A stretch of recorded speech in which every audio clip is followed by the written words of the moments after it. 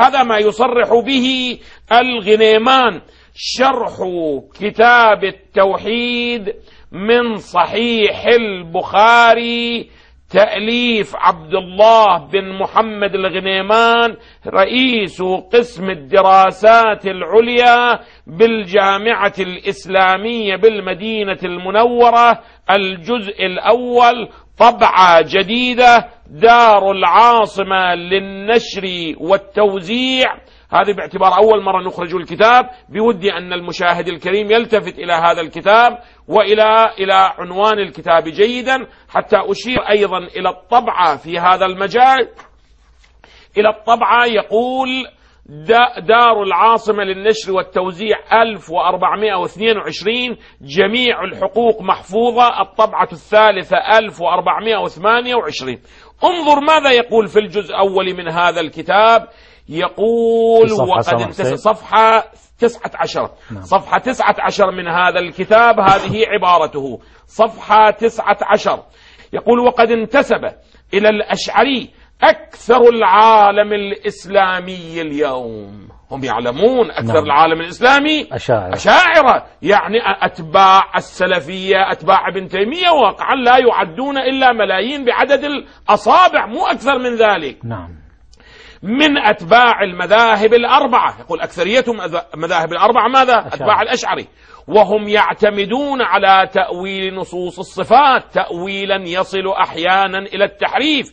يقول وهنا لا بد لعلماء الإسلام، مراد من علماء الإسلام يعني أتباع ابن تيمية ورثة رسول الله، من مقاومة هذه التيارات الجارفة. يعني ماذا؟ يعني الأشاعرة والماتردية والصوفية وإلى غير ذلك، على حسب ما تقتضيه الحال من مناظرات أو بالتأليف وبيان الحق بالبراهين العقلية والنقلية. أنتم متى السلفية آمنتم بالعقل حتى تستدلون بالقضايا العقلية؟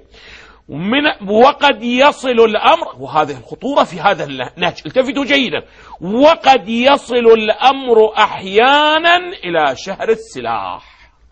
يعني إذن لابد أن نحارب، بل لابد أن نحاربهم، نقضي عليهم، نقتلهم بالمفخخات بالمتفجرات بكل شيء، فقط ننتهي ثم نتفرغ إليهم. جزاك الله. وهذا هو أسلوب، وهذا هو نهج معاوية، وهذا هو النهج الأموي، وهذا هو الاتجاه الأموي، وهو أنه ما لم يستطع أن يقضي عليه بطريق فكري أو ماذا يفعل؟ لله جنود من عسل. أحسنت.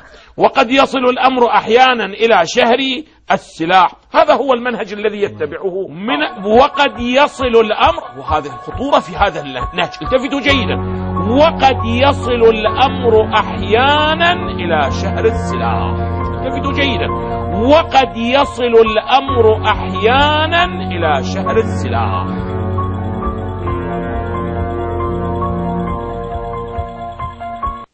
هل تعلمون أيها الأخوة أن أبناءكم الذين يذهبون للعراق أنهم يستعملون للتفجير فقط وهم يفجرون؟ هذا ليس قولي ولكن قول مسؤول العراق ومنهم وزراء الداخلية الذي التقيت بهم.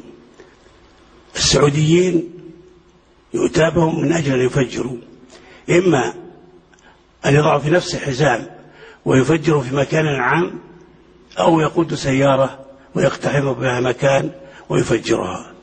من الذي يموت؟ هل الذي يموت مسؤولين؟